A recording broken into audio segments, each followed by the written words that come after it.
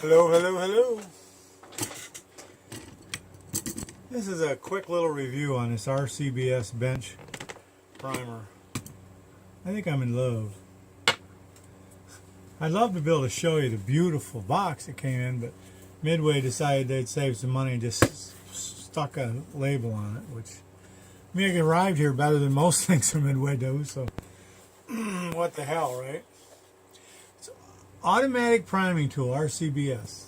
Why did I buy it? I've been through 2 or 3 hand priming tools, and the newest one I got, I seen this on Johnny's reloading bench. This one here. And it was downright reasonable for what came with it. And for the first few months, almost in a year, I liked it.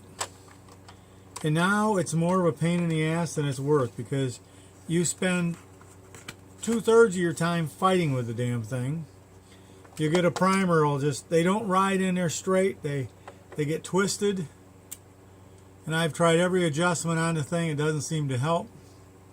Cleaned it. Just isn't going to work much for me anymore. This one here. It's a really nice unit. In fact, I'm going to call the people, I think, and say, can I send that to you guys to figure out what the hell's wrong with it? Because it worked fine for a long time, and then it just doesn't cut it anymore. Now everything, what happens is one coming off the tray gets inside there. And I don't know if you can see it or not, but there's a little lip in there. Right? And that lip is not something that moves. And it either flips them over or gets them stuck sideways, and they're stuck. I mean, I have to take everything out of it, and I literally have to pound on it, boom, boom, boom, or take a paper clip and pry it out, which is something I'm not real thrilled about doing on a live primer, but that's what you got to do, man. I don't know. So I seen this one, somebody did a review or something on it, and it's like, wow, really? And I thought, well, it didn't look like much to look at. I got to be honest about it. And I'm not sure I like this part of it as far as using the handle, because it bounces back and forth. It's already primed. What I tend to do more often than not is why I got my finger right there with the case, I just bring it over here by hand. And that way it ain't banging up against it and falling back. I mean, the directions say to do this, and if you do it, it works. It just freaks me out with it bouncing back and forth, you know. It hasn't missed a beat. I don't know, I just got to the point where I just take my finger and do this, and you know, and I'm good. The loading the tubes, the tube works just like the Dillon. Now, I don't know, maybe Dillon stole the idea from these guys, I don't know. The part on the end is very tight. Of course, this is a brand new unit, so I have to push a lot harder than I would on the Dillon. I should be running out of primer soon. I'll take it off and show you in here. I did just a partial box I had when I started. And you have to really push down harder than I'm used to in the Dillon. And I was watching some videos. I think the Dillon tubes will work. I got a bunch of them. You know, because I got a Dillon press. And I might try one. But sometimes with the Dillon, the primers will flip over when you're putting them in there, I've noticed. So they'll all be sunny side up like they're supposed to be on the way in. And once in a while, not very often, once in a while, it'll flip on you. These tubes are thicker than the Dillon tubes, I can tell you that. I'm thinking maybe the end's just new, and it's a lot thicker plastic end. The Dillons are much, in fact, Dillon, in their spare parts packets and things like that, they give you spare ones, because they figure you're going to beat them up, I guess. Of course, I mean, I can load the Dillon tubes in probably a third of the time, because I mean, I've gotten to the point, and I don't mind doing that. I know they've got this vibrator thing you can hook to it. It's supposed to load them for you, but supposedly it makes a bunch of racket. And I gotta tell you, I'm not in that big of a hurry. We're loading a few tubes. Will kill me. When I use them the most is for pistol stuff. I always hand prime my rifle stuff. Yeah, that was it. I always hand prime my rifle stuff. I don't know why. But lately I've been doing my rifle stuff just a few at a time on the single stage press, and I'm enjoying it. Just this is for that Mosin I've picked up. This pin has to go in here first so that your primers don't fall out. And Dylan does the same kind of thing. Did you see that plastic piece there? That thing is really heavy. It's got a little slit in it. And I went in there with my knife, and I didn't cut anything. I just wiggled it back and forth, and it got a lot better. And I'm thinking as it gets used, it's just going to spread out a little bit. If it don't start out real tight when it's brand new, then it's not going to be of any great value when it gets old.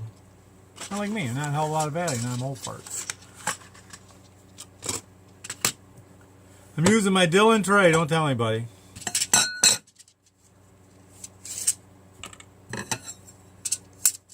Flip. I'm going to save that pack because I'm not sure I got 100 left. I picked these up at the gun show from 2 or 3 different people, so I trimmed them all and all that.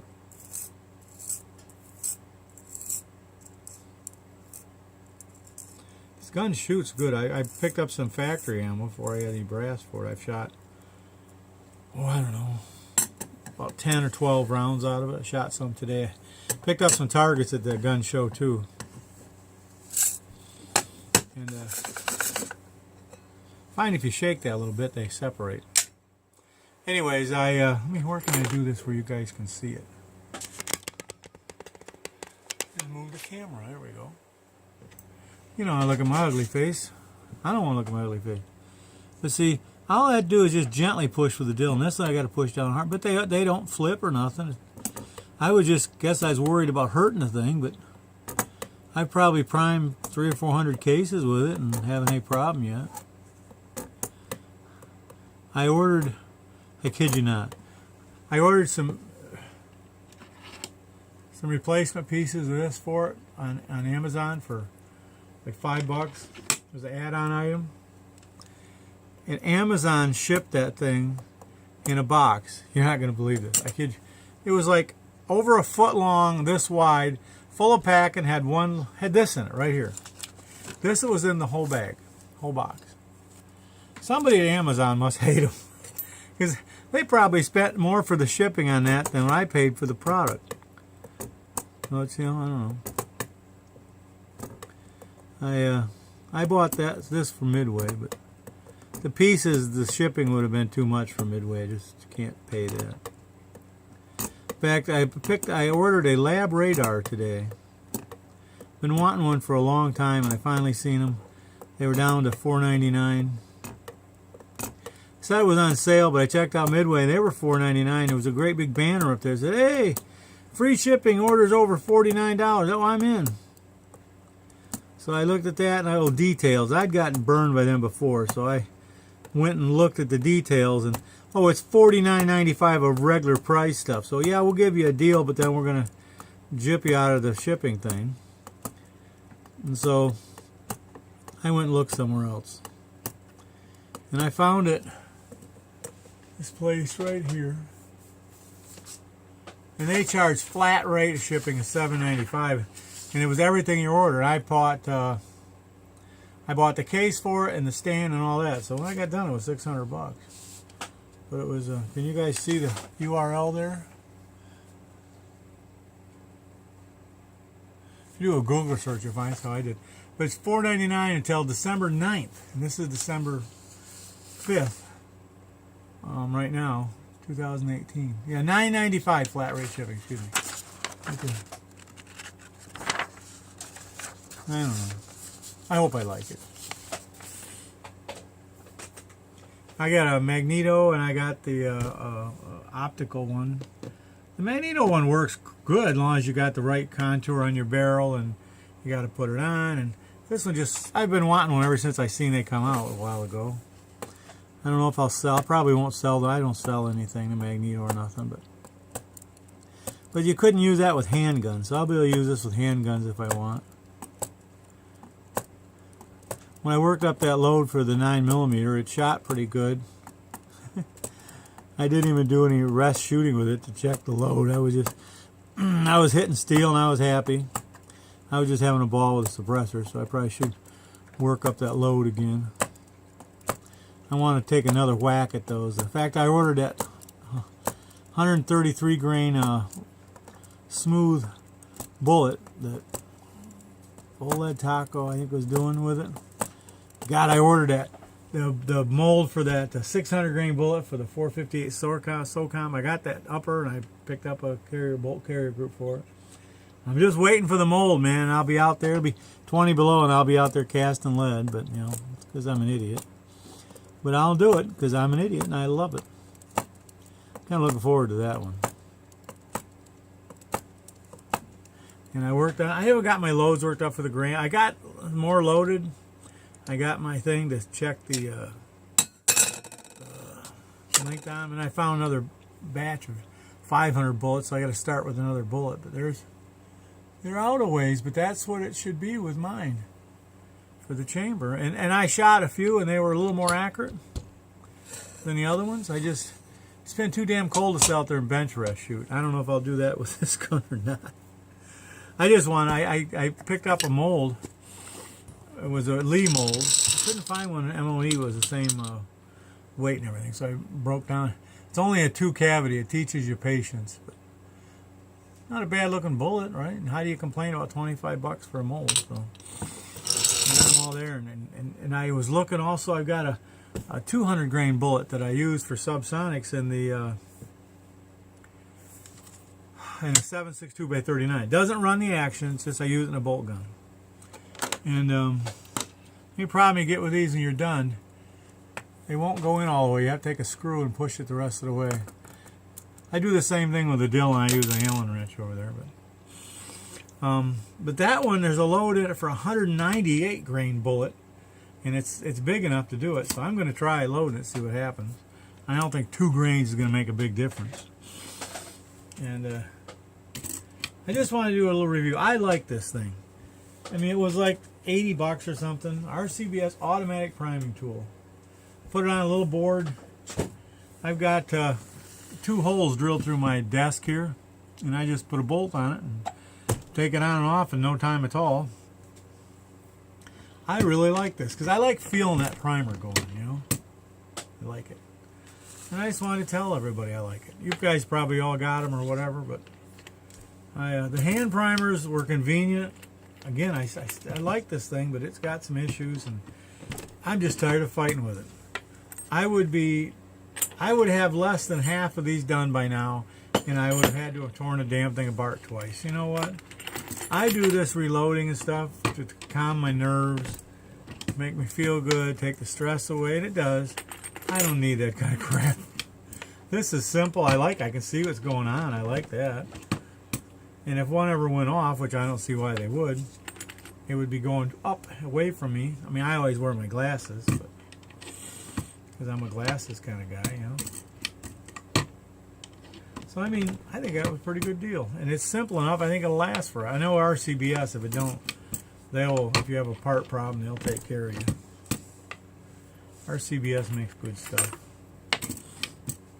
I like my RCBS pot, but I just wanted one with a digital thing on it. If RCBS ever comes out with one that's got a digital readout, hell, I'll probably buy another one. I use the Lyman because it's got a digital readout. And I know I could build a PDF controller, but you know what happens if I build a PDF controller and use it for a pot? I wouldn't be careful, and I'd get the wires into somewhere and they get melted. What the hell? A man's got to know his limitations. And I don't pay attention to one thing and then something else blows up and I just don't need it. I mean, not that I couldn't build the damn thing. I built complete amateur radio stations from Heathkit years and years ago. Oh, my oscilloscope was a kit. I built that. Dual trace oscilloscope. I could build it, but I was more happy to find one that was all self-contained. Did find out that thermometer, I think it's at least 40 degrees off, which as long as you know how far off it is, no big deal, you can adjust it.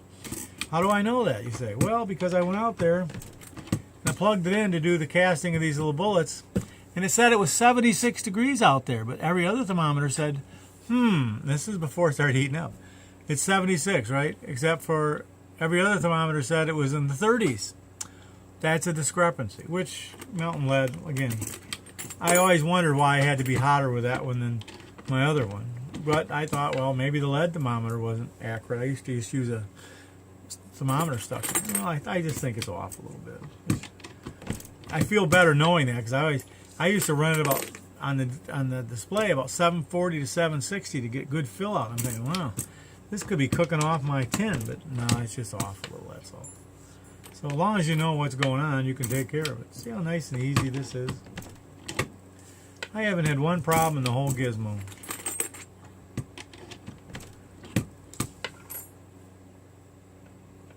I even dry tumbled these with some walnut shells made for reptiles. I know a guy sells them. And they look pretty darn clean, don't they? And they were all range pickups that I got at the gun show. So I don't use the wet tumbler in the winter. It's who wants to haul all the crap out here? That one ain't seated far enough.